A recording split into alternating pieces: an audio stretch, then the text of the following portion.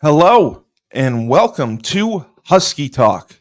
I am your host, the best podcast host in the universe, Steve Cully. And with me today, a very special guest that we have been working for months to get on because she is in demand. She is so popular.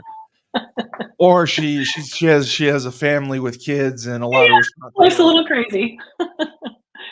Miss Bethany Hart, a legend at UConn track and field. It's a pleasure to have you on Husky Talk. Thank you for being with us. Thank you. Thank you for having me. I feel really special. It's been quite a few years, more than I want to mention, since I've been at UConn. I So, know. yeah, it No, feels like that just yesterday, but it's like been a really long time. and Like, that's what's crazy. We had our meeting yesterday. I met with Phil Hunt. I met with the athletic director Benedict and a couple other people, and there's not enough alumni that are going back. There's not enough alumni relations, and we're hoping to increase the engagement. So we do have alumni that come back. We do have events. We do have fundraisers, and we make it fun. So it's worth the trip. yeah, I And think it's great.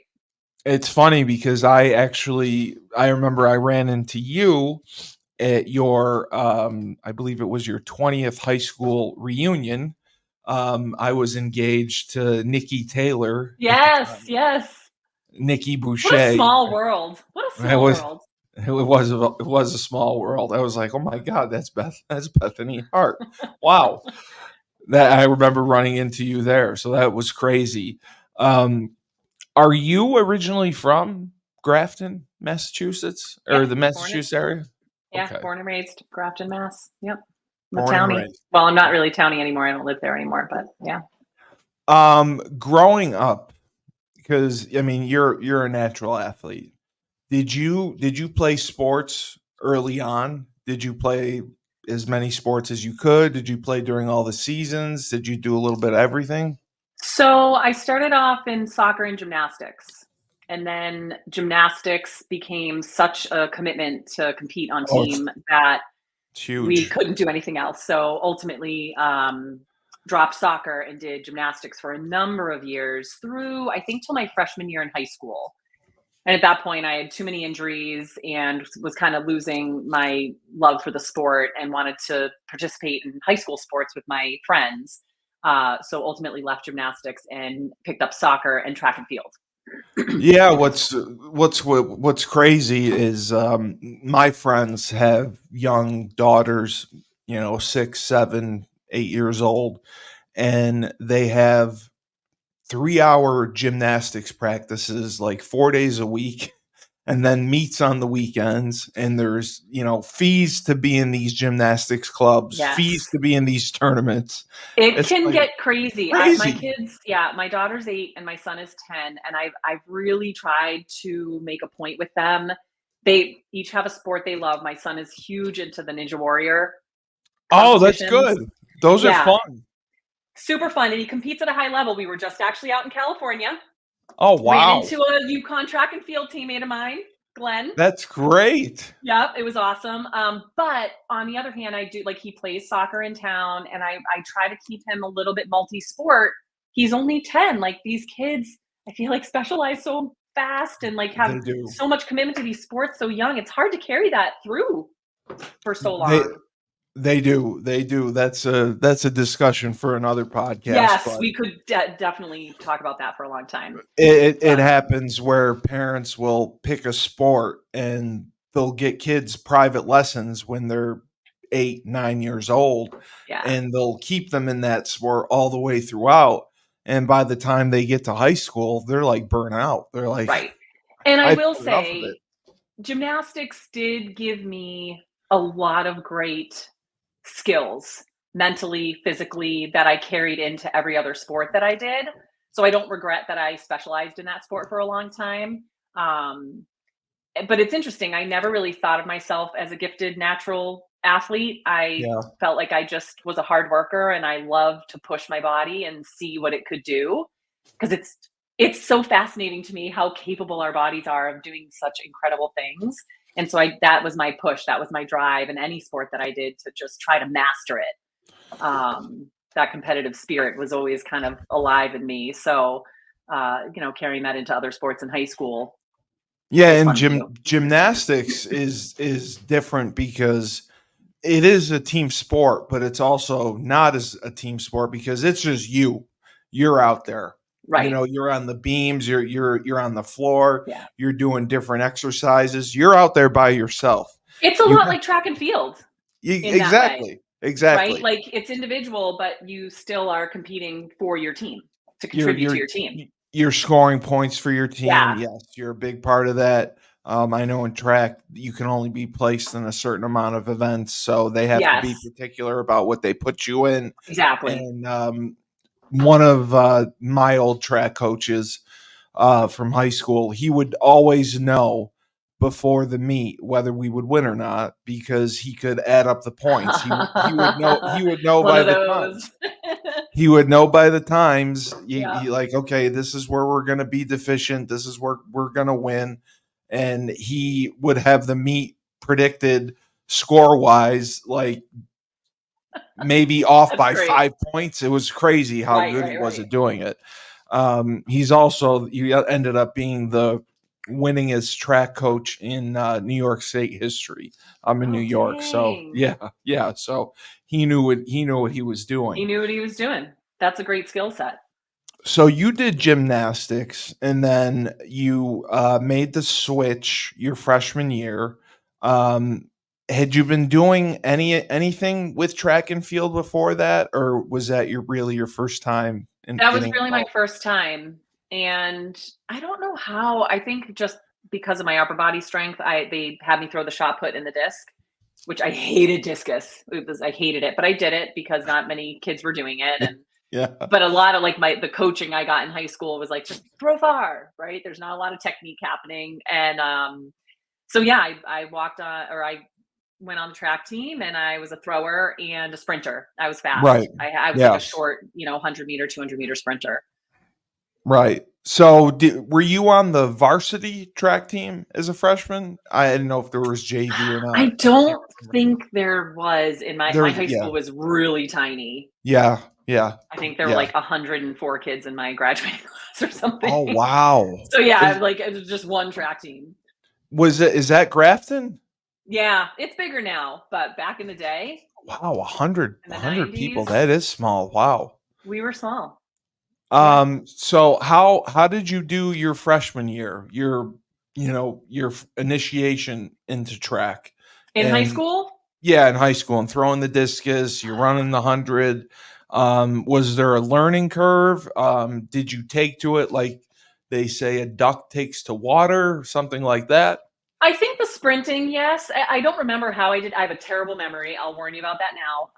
That's okay. But We I all think do. the throwing events, because being a gymnast is very technical, so I liked technical things. So the throws was really fun for me to master this technique. So I remember not doing well in discus ever.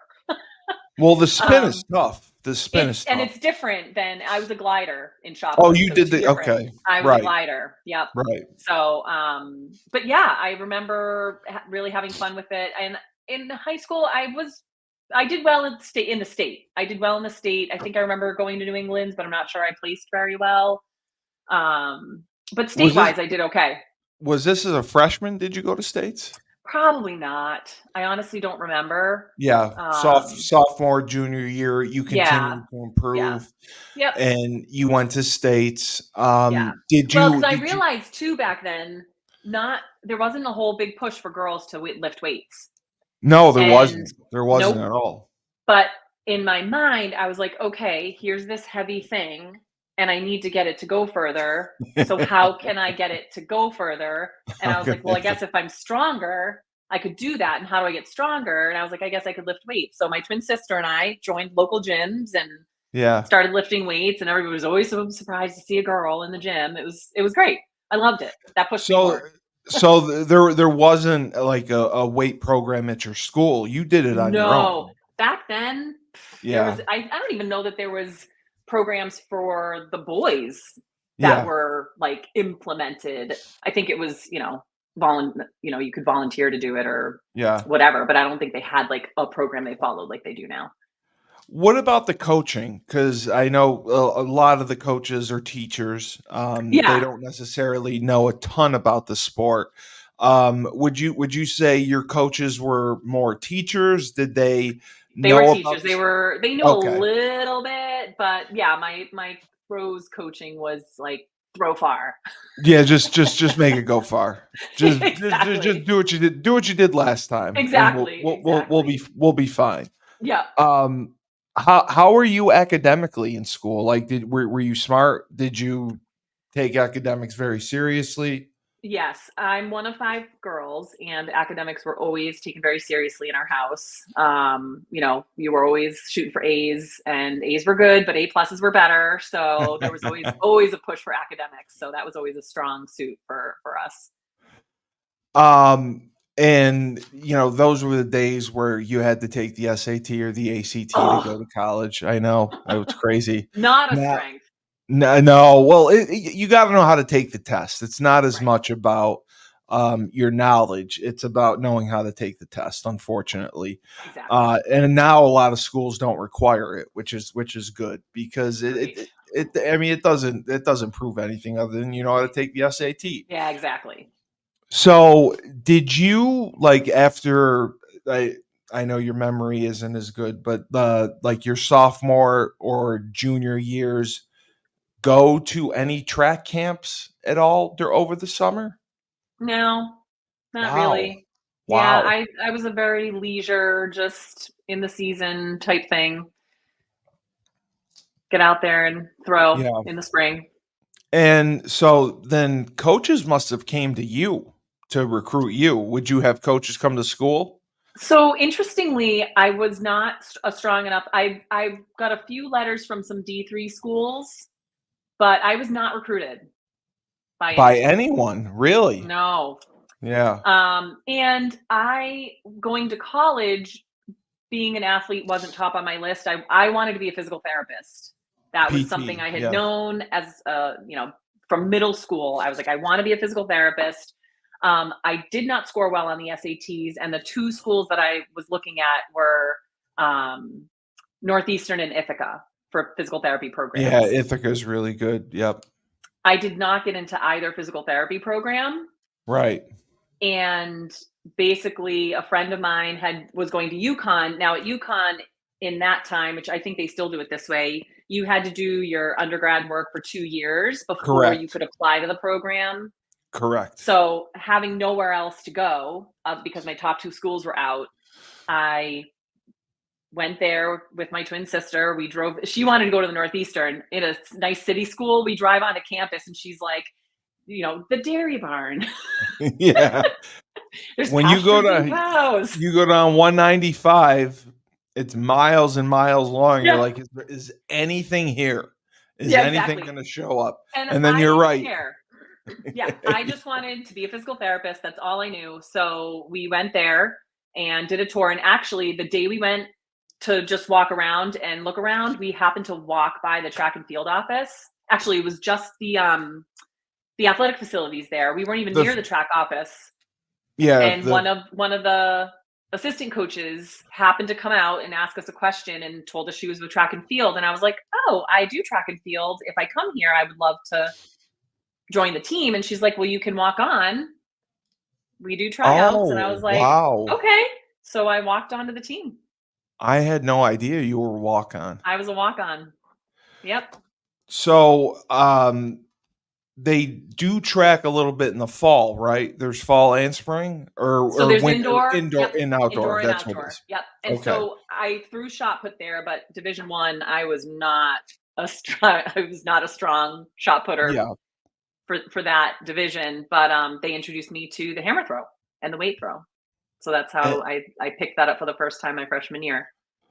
so how many girls showed up for tryouts when they Oh first got the gosh. tryouts? That's really digging into the memory banks. I'm not sure. I'm not sure how many walked Was on. okay. So there wasn't a ton that walked on. Not a ton of walk-ons. No. Okay. I don't think there was a ton of walk-ons.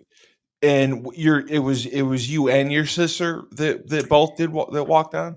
She walked on. She was a long jumper, but she had had a Okay. severe break to her shin in our Ah, senior year of high school playing soccer, and she never jumped the same again. So she ended up, because crew went varsity yes, our yes, that's sophomore right. year, maybe. So Yeah. she jumped over and started crew. Wow. Wow. That just shows she wanted to compete and Yeah. going right into crew. Yep. So you mentioned the hammer throw. Is that something they do indoors? No, they do the 20-pound weight. It's shorter Okay. and much, much heavier. Not my Okay. fave, not my Okay. fave, but good training for outdoor, and I could contribute some points Okay. to the team. So I competed indoor and outdoor. So you do the tryouts. When do you find out officially that you have made the team? That's a Was good it was it question. I was it don't before one of the meets? Was it, after a few days of tryouts, they said, "Hey, you're on the squad." I feel like we had those first like that first month is kind of like the um Yeah, it's like training camp where yeah, yeah, yeah, yeah. yeah. I'm not sure. I think I just kept getting invited to come back to practice, so I just kept going. They didn't say, "Don't call us, we'll call you." They Yeah, said, "Keep yeah, I'm coming." sure there maybe was some formal thing, but I don't remember. I just remember continuing to go to practice. I actually wanted to be a heptathlete because the gymnastics background, I wanted to do multiple Oh, events, and I yeah. knew I wasn't gonna make it as a shot putter solely. Right. My field event coach did not agree, but he humored me, and then he had a meeting with me one day, and he's like, "You'll be an okay heptathlete, but I think you could be a great hammer thrower." And I was Right. like, God, doing one event? I shot put it also, but I was like, just training for two things every single day? Like, this sounds boring. Yeah. Yeah. But little did I know that hammer throwing is quite a technical sport. It So is. I did not do well as a heptathlete. So I transitioned to just throwing the hammer and the shot put and earned myself a partial scholarship for my sophomore year. And then And ultimately earned a full scholarship my junior, senior, and fifth year. and that's huge because Huge. track does not have the scholarship money, the scholarship numbers that some of the Yeah. other sports do.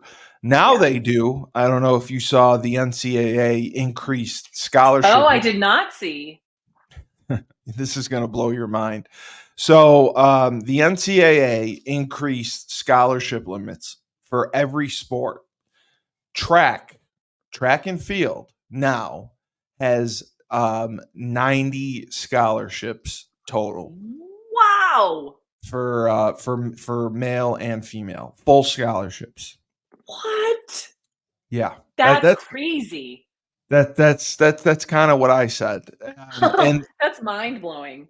what's even more mind blowing is the biggest increase was for a sport called tumbling. Went from 11 scholarships to 60 scholarships. Wow, I didn't even know they had that. I didn't either. I read the article. I didn't either. Um, That's football crazy. football went to we had 85 full scholarships. We went to 105 full Wow. scholarships. Yeah. But football, now that ended up kind of being a negative with some coaches because football would carry between 110 and 120 players on a team. You Yeah. had your walk-ons. Now the roster limit itself is 105. So Oh, all wow. 105 players, I mean, they can split up the scholarships, Yeah. but they can't have more than 105. And you're eliminating essentially walk-ons if Yeah. they with that model. So I think Yeah. I they're that's a still good fighting point. it. They're still fighting it. Interesting. I didn't even think of it that way. There's Yeah, always a flip side. There's always a flip yeah. side. Yeah, the NCAA meddles too much. They meddle too much. Yeah. They're losing control and some other things with the NIL deals and the transfer portal, and they feel like they have to do something to show that they're relevant. So Yeah. let's increase scholarship limits, and Right. let's show that we're Across the doing board. something. Yeah, exactly. Like, Meanwhile, the football coach from Michigan, Jim Harbaugh, he went to the San Diego Chargers. He got a 4-year suspension from the NCAA because he bought a recruit a cheeseburger during what? COVID, a dead period of recruiting during COVID back in 2020. Sure, he had So, nothing else to do. and he's not even there anymore. He's not even there Yeah. anymore. And Michigan's on 4 years probation because of this cheeseburger that Oh he my bought back in gosh. 2020. Isn't that crazy? That is crazy. That Gosh. is Our world crazy. is so fascinating to me sometimes. I don't even understand. No, I know. I know it's gotten a little crazy. Yeah. Um at UConn, I couldn't remember, did they have the same coaches for men and women's track? There No. were there okay, Back in everyone that was day, it was different. separate teams. Yep. It was Yep. absolutely separate. So Totally. your coach that helped you and taught you really the hammer throw. He really knew what he was doing, knew the nuances, the footwork, the technique, and Yep. got you to where you had it perfected. Yeah. I ended up a two-time All-American and Yeah. qualified for Olympic trials my fifth year. So I ended up being a great hammer thrower. I would have never done that in the heptathlon. And you never expected that. You never thought like the hammer throw is going to be my event. I never even knew what a hammer was till I went to college.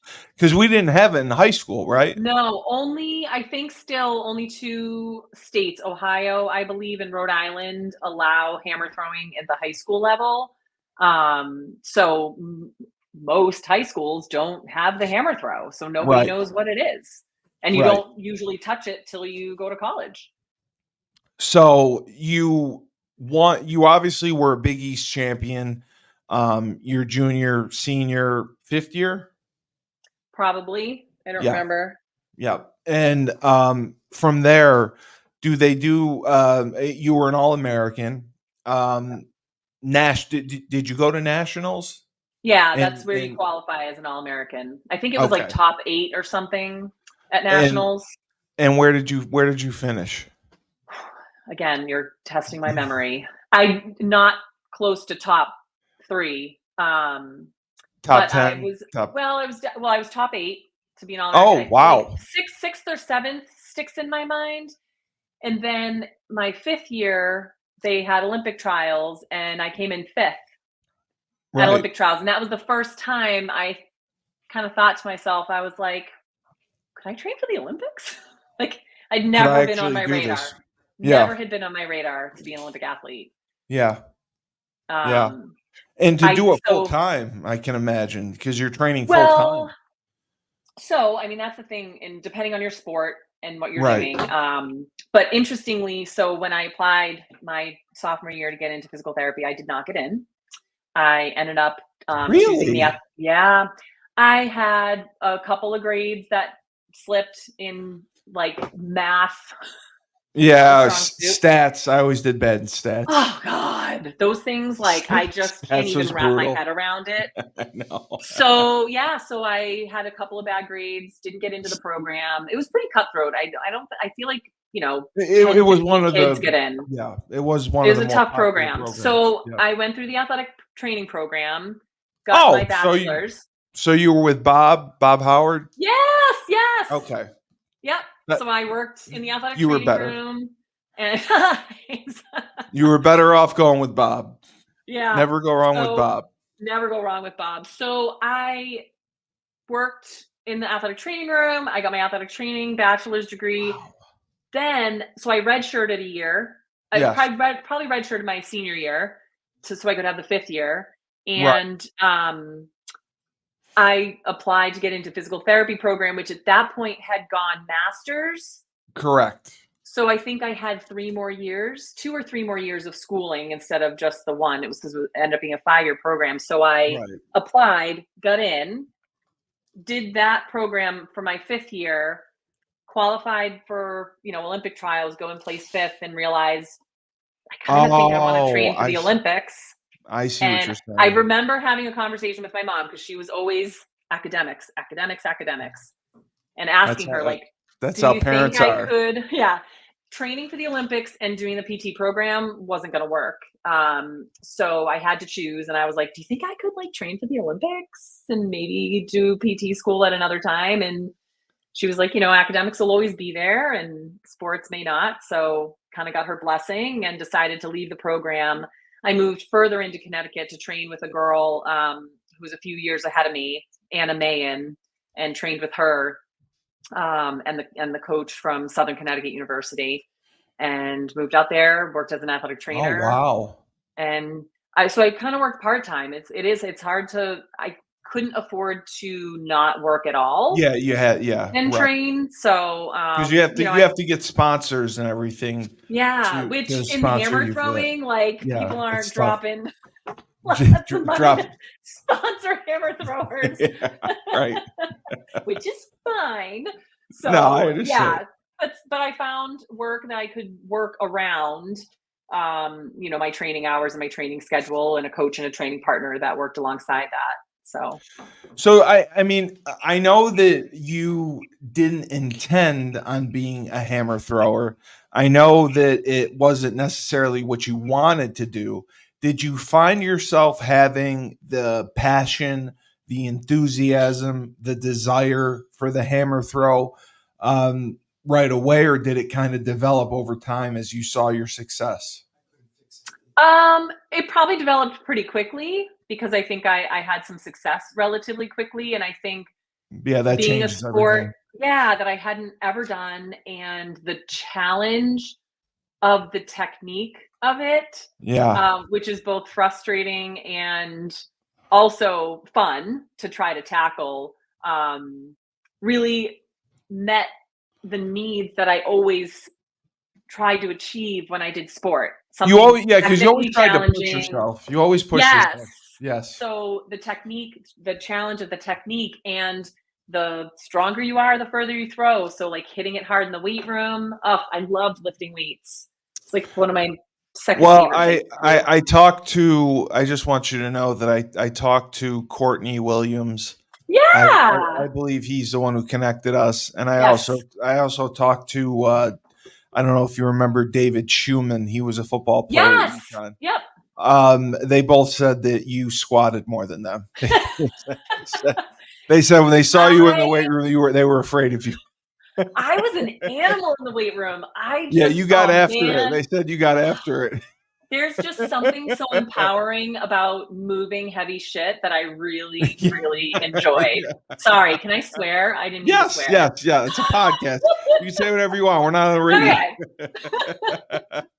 No, But yeah, I loved lifting. Like it was such a fun challenge, and I loved the attention of like lifting more than some of the boys. I loved it. yeah, I'm not yeah. gonna lie. Because you were really powerful, and I'm sure it did get you attention on campus. Yeah. Would you say now, do you still lift as much, or do you do different types of lifting? Because lifting heavy weights is kind of tough on your tendons and ligaments. Do you still lift, or just lift a little bit lighter and do more reps? So I've had an interesting journey since training for so and then I got into the bobsled training. Oh, Um, wow. Okay, I didn't know that. oh, you So don't know my whole bobsled so endeavors? you went from the hammer throw, and then you got So into this is a this is a bobsledding. this is a fun story. So I moved further into Connecticut, trained with Anna Mayen. She hooked me up with this guy, Jim Renee, who I worked for at a physical therapy clinic and local high schools. He was actually training with the bobsled team to try to make it to the Olympics as a physical therapist. And shortly after I started working for him, because hammer throwing is a lot of speed and power, lower body, Right. and pushing Exactly. bobsleds is exactly the same thing Exactly with the a same. lot less technique. Yes. And You he just was got to like, I run. think, yeah, he's like, I think you'd be good at pushing bobsleds. Now so I was, ex- I was privileged enough to compete in women's hammer in 2000, which was the first year they ever had an Olympic trials. Wow. And then I also had the pleasure to compete in the sport of bobsledding in its initiation and inauguration into the Olympics in 2002. Oh my God. So you did the summer and the winter Olympics. So I trained for both. I ultimately would alternate seasons. I would Yeah. throw I was more committed to hammer throwing. It was such a more technical sport. And So you I had would done it longer too. correct. It was always my first passion. And bobsled, I would only go back in Olympic years, which isn't great for trying to make Olympic teams. But I ultimately I made the 2006 Olympic team in That's bobsled. right. That's right. That's right. Yeah. And I So had, yeah, go ahead. how was that experience? That must have been amazing Oh, being it part was of that. unbelievable. I mean, it's definitely a different being, like a different animal than hammer throwing in terms Yeah. of not even just the sport itself, because the training was actually exactly the same, Yeah. which was tough because then I was training like all year. I didn't really have an off season, which caught up to me in the end. Um, but the travel, like you go on tour for 6 months. Yeah. Yeah. And And all so the I was like, competitions. Yeah. so I say to my boss who got me into the sport, I need 6 months off Yeah. Yeah. from my job. So Yeah. I would only do it in Olympic years because I couldn't afford to take 6 months off every year to do it. But 2005, I ended up struggling. I was mentally always struggled as an athlete to compete at the big meets. And my mom would always say, like, if we could just cut your head off before you compete, you'd be totally fine and you would have made the Olympic team. Because I always ranked high enough going into Olympic trials in 2004 and Right. 2008 to qualify. But choked. I choked every time. Just stress, anxiety, you'd get in your Yeah, own I head. just That would get in happens, my yeah. own head. And I worked with sports psychologists and I did a lot of Yeah. work and I got better, but you compete at Olympic trials every 4 years. You get one You big know, that meet I was to just test it talking out about at. this. We just talked about I do a radio show in Worcester, and we were just talking about this, how 4 years you train, you train, you train, and you have this one opportunity, You get and three that's all throws. and that's it, and Yeah. if you don't do your best, if you don't do as well, the 4 years that you put in, it's like it's out the window, and Yeah. it's gotta be so disheartening and so it's so hard to handle Yeah. knowing to be that close, so It is really hard to reconcile I that. empathize with you that, going through that, but Yeah. you obviously made it through it. I mean, you had a tremendous career. I mean, to do so well in 2 sports, is amazing. I Well, was and that's the perspective I think you have to have, right? In the moment, it's hard, right? You absolutely. you don't make an Olympic team, you don't do the best you know you're capable of doing in that moment, and to live with that in that moment is really hard. And then as the years go by and you have more perspective, and especially now having You kids doing sports, you and appreciate it. I appreciate the journey more Yeah, and how yeah, that shaped me as a person, the experiences I had, the travel I did, meeting new people. I, believe it or not, because you may not feel this way in this conversation, was an extreme introvert for a long time. I have a twin yeah, sister who's very yeah, extroverted. We both went to UConn. For the yeah, longest time, I just kind of followed in her footsteps.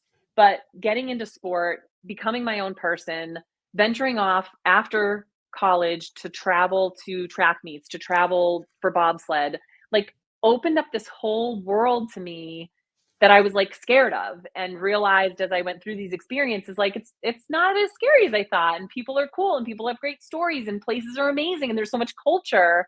And the life lessons I learned from having to go through the adversity of training so hard, knowing you're capable, not being able to put that on that stage in that moment when you needed to do it, yeah, helps you become a stronger person in so many ways that you use later on in life that you don't realize in that moment, you know? yeah, yeah, and all the time and the effort that you put in, you realize that down the road it paid off in so many other ways, Right. which is incredible. So what ended up being your career after you were done with the Olympics in '06? What did you get into? Did you stay in physical therapy? Did you do So something? I went one more summer games in 2008, and then I tried for one more winter games in 2010, but blew my Achilles out, and that was the end. Because I knew I was gonna retire that year. My body was starting to break down. Yeah. I knew that Yeah, it was that's a gonna lot of be the work. end. Yeah. So when I rehabbed from that, I had gotten into personal training along the way.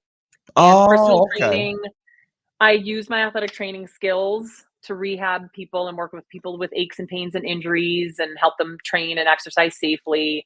The personal training hours paid really well and They were do, very yes. flexible. I could Yes. really work my hours around my training hours. And be a mom, So, yeah. yeah, and so I moved back to Massachusetts in 2009 after my injury, and then I got into CrossFit. Ah, CrossFit. CrossFit's amazing. So back then, CrossFit was it was like a little taboo at that time. A I little like bit of a didn't cult. A little bit of a It cult. was, and I like didn't tell anybody that I worked with. I worked in a Yeah. private training gym and I'd be like, I'm going out for a lunch break. And I'd go to a Yeah. CrossFit class. And when I went into CrossFit, I told them specifically because I had hurt my back. I was like, I'm not pulling from the floor. I'm not doing any max lifts and I'm not competing. I'm not. Right. I'm done. This is for fun. Yeah, Yes. 4 months later, they're like, "Hey, we're just doing this, like, internal competition, and you're our strongest athlete, like, do you think maybe just do it's just, like, against other people here," and I was like, Yeah, it's no big deal. "Okay, fine," and then I was bitten by the bug again, so I ended up Okay. competing on team at the CrossFit Games in Oh, wow. 2013, came in 2nd in the world with my team, and yeah, and so I was in my 30s. Oh, my Yeah. earbud's falling out. I was in my 30s at that point. Met my husband when I was CrossFitting, and then ultimately ended up. I competed at the. We met in 2012. Got married in 2013. I did the CrossFit Games. Bought a house in 2014. Had our first kid in 2014. I did the CrossFit Games again in 2015, and then had my second child in 2016. And so, circling back to your question about lifting and what I do now. So I basically beat the shit out of my body for a really long time. Yeah, we No, I played football, so I Right? know what You get that's it. like. Yeah. You get Yeah. it. Yeah. And for the long, I think I took for granted a little bit the capabilities of my body and didn't really anticipate what age would do to Well, me as you thought well. you'd be Superwoman forever, Forever, forever. and you pretty much have And been, but I've tried. yeah. Um, There's been some challenges. So after I had my daughter, my second child, around when she was like a year and a half, I was really struggling. I was Yeah. still trying to CrossFit at the time. I felt awful. I was Emo exhausted. Emotionally, yeah. Everything, physically, Physically, emotionally, yeah. like I had exercise intolerance You in just turn. needed a break. You really, yeah. You did so well and you did it for so long. I can't imagine. I mean, I played football professionally for like 6 years. I mean, you did it all the way through up until 2010. That's Yeah, incredible. That is a yeah, run and that is yeah. beating up your body. So, and then getting right back in and continuing with CrossFit. And Of CrossFit is course. a whole different animal. Oh, it is. Whole CrossFit different, is, I whole call different it, engine. it's aerobic lifting, as I call it. I mean, Yes. there's so much that goes into it. Yes. It was super fun and I loved it. Again, it was a new way to challenge my body, and I loved the strategies of trying to Yeah, figure out how to accomplish the work. Depending on if it was like, oh man, the number of reps we used to do, thinking back now is crazy. But I loved it. It was a great challenge. But yes, like it caught up to me. But I always had been a person who couldn't imagine a day where I didn't want to work out. because it feels like you're doing nothing if you don't work out, right? Are you one of Right. those people like if you take a day off, it's like, oh, I'm lazy, I'm wasting time, I'm not doing Yes. anything. Yeah, Well, that's I how mean, I am you too. know this, like, that's Yeah, the mentality that is that driven athletes into have. your head. Yeah, Exactly. So that the is. thought of, like, not working out was failing, Yeah, basically. yeah, yeah. It's like, oh, But I'm I not got working to a out point, today. right, but I got to a point where I was so unwell, I knew that I needed to make some shifts, so I stopped Good. working out altogether, and it actually has taken me quite a few years, despite being an athletic trainer and a personal trainer, to get myself back in the gym consistently. I don't know if you've had this experience. So do you still go to the gym and lift? Like, what's your Yeah, journey been like? I do the same thing, but I do much lighter weights because I was 330 pounds. I'm down to about 260 now. Yeah. There's just no point to carry that kind of weight. No, of course Um, not. I used to bench press 500 pounds. There's no point to bench press 500 pounds. Right. So Right. I try to do high reps, low impact. Good. So Good for you. you're not putting the Those strain on stressors. your tendons and your ligaments.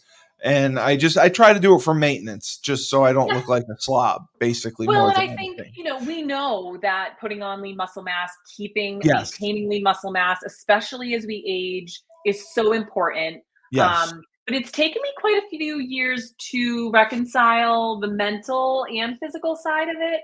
Because for right. then a long time, it was like, what's the point? I'm strong enough. I'm stronger than most people anyway, just because of the amount of lean muscle mass that I had for so long. And it carried me through for a number of years. But then I did hit this point where I felt really fragile for the first time, like ever in my Right. whole life. And I You was like, felt this vulnerable. Yeah. sucks. Yeah, it does. Yeah.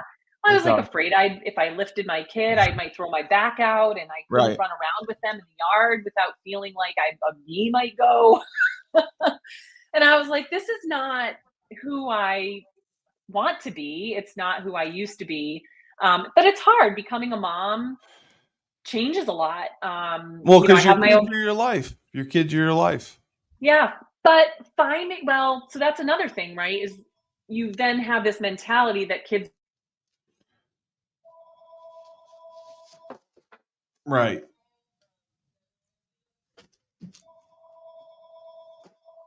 You muted yourself on accident.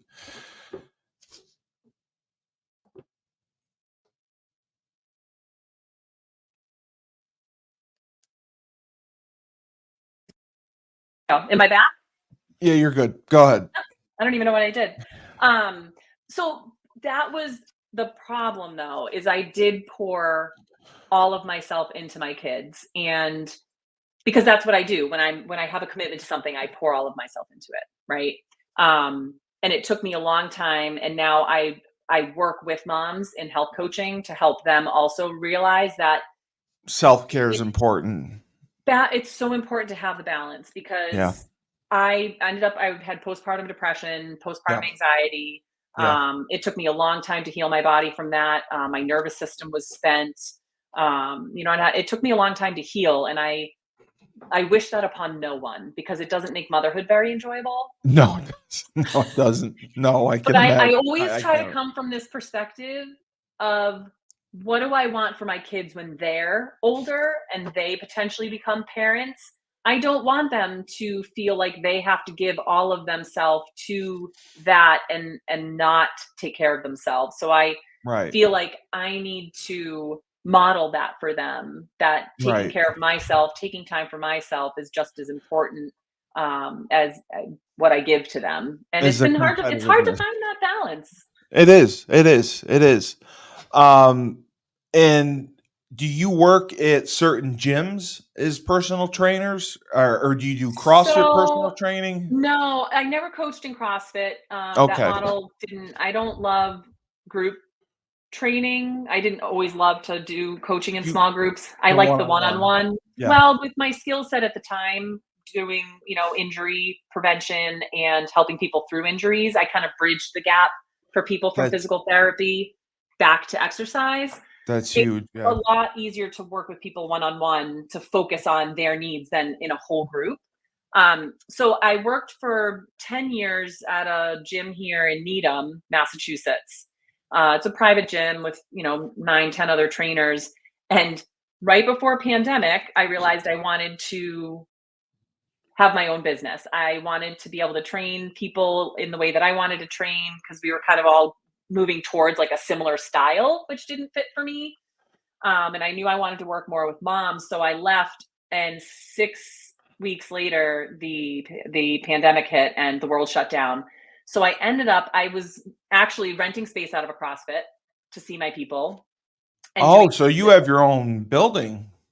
well, so at the time I was just renting space and going to people's homes because Right, I right, didn't want to own my own thing. right. And then when pandemic hit, I went virtual, which if you'd ever asked me if I would train people on the computer, I would have told you no way. But I did it because I just literally started my own business. Yeah, you had And to. to this day, I've stayed primarily virtual. That's It great.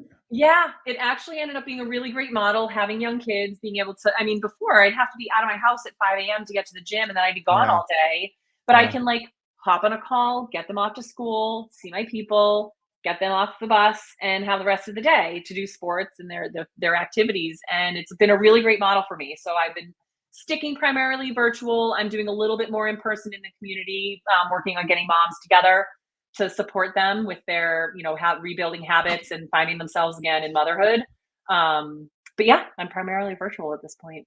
That's great that you're giving back and paying it forward and trying to help mothers, just because of what you went through, you're Right. trying to prevent them from going through some of the things that you went through, Yeah. and you're trying to help them on their journey get back into shape and get to where they want to be, and especially Exactly. with their kids. Yes. Um, so you've been married now 12 years? We just celebrated our 11th anniversary. 11th My year. and my son is 10. That's how I remember. That's awesome. And, your son, does he, do any other sports? He does. So he does soccer. He He likes does soccer. soccer. So Good. he does ninja year round. That's awesome. The ninja is awesome. It's such a cool sport. I wish they Yeah. had that when we were kids. I actually just for the first time the other day got the nerve up to try. They do this thing they call a lachey, where you're on one bar or like rings and you swing and then you Swing let across, go and grab the next one. and you have to jump. Yeah. Yeah, I was like, my shoulders are fine. I was a little bit nervous something was going to pop out of place, but it all held together. So he does that year round, and then he does soccer, town soccer in the spring and in the fall. And your daughter's the gymnast right now. She goes a little bit back and forth. She's an interesting one. She doesn't love to compete. I think Right. she's a little bit afraid to put herself out there. Sure. That little bit, fear of failure type thing. But she got into ninja 2 springs ago. She did it for a few months, and then in the last year she did gymnastics, and now she wants to try ninja again. And she does art class, and she does loves that kind of stuff. So where So she's still trying to find her place. how do you love motherhood? How do you like being a mom? So I definitely things are much better now. Right. Well, I'm a people pleasing perfectionist, recovering now. Right. But in my Right. early years of motherhood, I was trying to be the perfect parent because as an Yeah. athlete, you know this, when you're perfecting your craft, like That's what you you just pour do. your heart and soul and but it's very objective, right? Like you can do better in your sport when you work hard and you put all the effort in.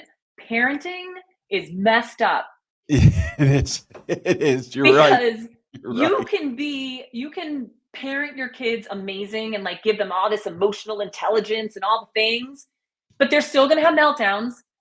They're still going to be upset and be their own people and have Well, their they own gotta ride this. They personalities. gotta ride the school bus.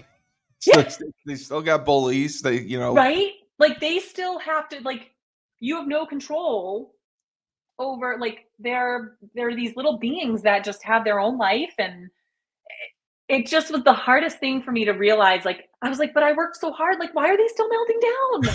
I thought I could prevent all of it, so once I realized that, like, it's all very developmental, all of the phases they go through, and they're allowed to have their feelings, and I'm just here to, like, help them learn how the world works, it's become a much better experience, um, and I'm able to kinda separate this whole, like, I don't there's nothing like being a perfect parent, it just doesn't exist, like No, it's impossible. it's It's impossible, impossible. but if you can just raise your children to be kind, responsible human beings that can function in this world on their own, then you've done your job. Yeah. trust, respect, trust and respect. And Yeah. like you said, if they can function on their own, which a lot of them aren't doing right now, Right. that's a big one. There's a lot of 23-year-olds moving back home. So Yeah. you're definitely on the right path. But you have had such an incredible career and such an amazing journey. I mean, Thank from you. day one to competing in the Olympics and to going through to 2010 and to pushing your body and having that physicality and that belief. And it's self-confidence too. And I Yeah. know in certain moments that you didn't have the performance that you may have wanted, but like you said, the journey that you had is unlike any other. Like there's maybe 2% of people in the world, or there Right. 2% of people in our country who have Yes. done and accomplished what you have done. I Yep. mean, UConn, we don't have that many All Americans, and you're one of them. We don't have many athletes who went to the Olympics other than the girls basketball team, but Right. everything you've done has been spectacular. Well, thank Um, you. I appreciate that. Well, and they actually 2 years ago put up an Olympic monument on campus at UConn. It's okay, it's it's near the dog. it's near the Husky. It's near It's Jonathan. near the Husky, and it's this little monument now, and it's got all the names and years of athletes at UConn that have been Olympians, and they had this whole ceremony. We got to walk out onto the basketball court, and they, gave us a little plaque, and it was really special. And we got our picture taken out there, and Oh, it was that's great. athletes from all different years. It was really great. That's Yeah, great because you it was definitely, you very cool. definitely, you definitely deserved it. You Well, definitely thank earned it. you. I mean, you put the work in. Yeah, Work ethic and leadership qualities. You either have it or you don't. And yeah, your work ethic is what made you successful. I mean, you definitely. I know you say you're an introvert, but I definitely see that you have leadership qualities. You are a leader, and what you're doing with your kids, you're parenting them the right way. You're understanding that you're not going to be there all the time, but when they need you, you will be there, and you will absolutely. you will pick them up, and you will make Yeah, sure that they're going in the right direction, and you will keep them on the right path, and yeah. you will teach them what's important, what's not important, what to focus on. So I commend you for that. Thank you. um, what do you think of your first podcast? This was great. I loved it. Thank you so You're- much for having me. When Courtney mentioned it, I was like, "Oh, good. That sounds fantastic." Yeah, your first podcast, Husky Talk. You did very, very well. I was very excited to have you on because you're one of the bigger names. And I talked to the athletic director yesterday, and I mentioned having you on. They were very excited. So we're planning hopefully to go back this year. And if you have time and can come to a football game or so, we're gonna Yeah, do I a would love to couple do that. tailgates and live Husky talks, and we're going to try to do more events and as much as we can to help the university because we've Yeah, won. well, definitely keep me posted. I've tried to come back. There's been some big track and field events that they've had. So we Oh, were a good. couple of years ago when Coach Roy retired. They had a big thing, and so a bunch of us came down, and so yeah, I'd love to stay Perfect. involved. So what I'll do, I basically post this on Facebook, Instagram, and LinkedIn, and I will tag you. I do not know a lot of your track teammates or friends, so once I post it, I'll share it with you. If Okay. you can, if you can repost it and tag some of your teammates and friends, just to help spread the word for the podcast, Yeah, I would, definitely. I would really appreciate it. Yeah, a But great there's a great do you know Trisha Bailey? I messaged Trisha Bailey. I'm trying to get Trisha Oh, Bailey good. to come Yeah, on. she's a great. I mean, she's got a great story. If you could, if you could put in a good word for Trisha Bailey to see if she would come on, I would love that. Oh yeah, I'll try. I don't know how much pull I have with Trisha, but I'll do my I've best. been messaging her. I've Did been she messaging her. respond at all? She did respond. She did respond. She did respond. I'll tell you off air our discussion. But yeah, she did respond, and I hope that we get her on for an interview. But thank you All right. so much for your time. Oh, And you're very welcome. Thank you again for having me. It's kind of, you lose yourself a little bit in these years post sport. And so it's kind of nice to reminisce and yeah, remember, but like, your how story, great things were. it's so interesting just because your path and your journey and your story is so unique compared. I mean, everyone's is unique, but yours is Yeah. so special and unique compared to everyone else's. It was great that, like, historically we have it on record, forever. Yeah. It'll Yeah. be here. It'll be here, and it will be told. So, for the great Bethany Hart, Olympian, All American, All Big East, UConn legend, I I am Steve Cully, the best podcast host in the universe. We would like to thank our sponsors at Procyon Partners. They are a boutique financial services firm. They provide consulting for executives and businesses all over the country. President Sean Rabinowitz, when I become a millionaire, he is going to make sure I get a yacht. So thank you to Procyon Partners for sponsoring us. And Bethany, just remember, when life gives you lemons, don't make lemonade. Take two oranges and throw them back at